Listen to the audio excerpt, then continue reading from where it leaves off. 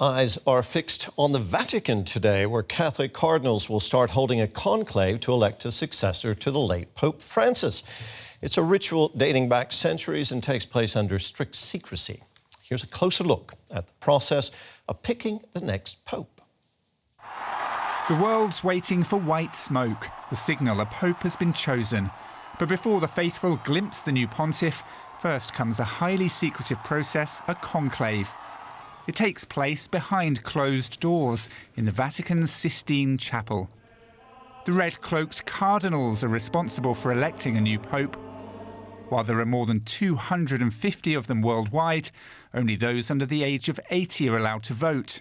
This means 135 cardinals are eligible to take part in the conclave, though a handful may not attend due to sickness. In theory, any Catholic male can be pope. In practice, and for the last 700 years, it's been one of the cardinals. The process will start with a special mass at St. Peter's Basilica. After that, the majestic Sistine Chapel is locked down. Conclave is Latin for with key, with cardinals guided only by the Holy Spirit. They are to have no communication outside the conclave. They're not supposed to use their cell phones. They're not supposed to read the newspapers. They're not supposed to be in any sort of contact with the outside world. The cardinals will vote 4 times per day. A 2/3 majority is needed for a successor to be chosen.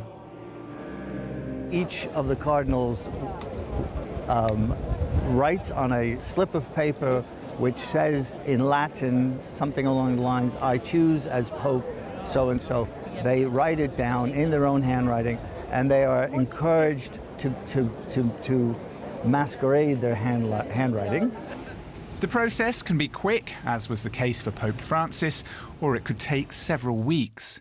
The ballots are always burned, with a specially constructed fireplace and chimney set up at the Sistine Chapel.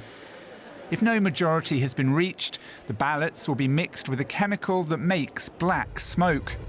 When there's a winner, white smoke appears from the chapel's chimney. Bells toll, and then the new pope is revealed to the world with the words, "Habemus Papam," we have a pope.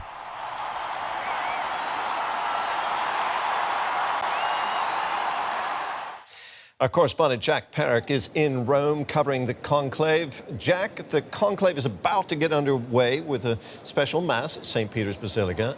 This is a hugely important moment for Catholics around the world. What's the atmosphere like at the Vatican where you are? Yeah, the 1.4 billion Catholics around the world are focusing their attention right here on St. Peter's Square and the Sistine Chapel, where the cardinals, 133 of them we now know, are taking part in this conclave. Now, in a world of new technology where we can send an instant message across the world in less than a second, we go back to really the old-fashioned way, and that's through these smoke signals. And so you can see all eyes, there's hundreds of cameras around me, are on the Sistine Chapel, on that chimney, right up on the top there. Every time there's a vote, if it's voted, if there isn't 2/3 of those 133 cardinals that vote in favour of one candidate, then the black smoke will come. If 2/3 of them vote in favour of one particular candidate, then we get the white smoke. We know that there's going to be one vote held today and then multiple votes through the coming days. It could even happen today, but we expect that it could take some time.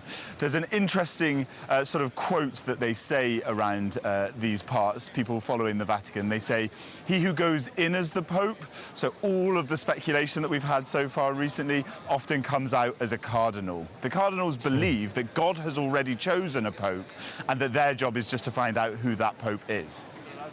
Now, the conclave itself is highly secretive, as we saw in our report. There's tons of security around there, too. What sort of measures have been taken, Jack, to assure everything goes according to plan? Yeah, so this is an interesting one because right now around here there aren't that many people. The security measures from the funeral of Pope Francis 10 days ago, they're broadly still in place. The checks are all around St. Peter's Square and the run up to the Vatican. So that's all in place at the moment, but really the checks aren't so strong as all of the cardinals are just in the Sistine Chapel going through this process, having a mass this morning and then starting their vote. But they know that when that white smoke comes and the people of Rome and the Catholic faithful expect a pope to be announced, people stream down the road onto St. Peter's Square to see who comes out and who is announced as the 267th pope, as it will be this time. Any guesses, Jack, on how long it will take until we see white smoke rising from the Vatican chimney behind you? I've had some Vatican sources telling me that they think that already 4 to 5 names are already sort of pinned down. There's sort of 4 to 5 front runners. A lot of people saying it could be done tomorrow, potentially even the next day. In recent history, in the last century, it's only taken 2 or 3 days often.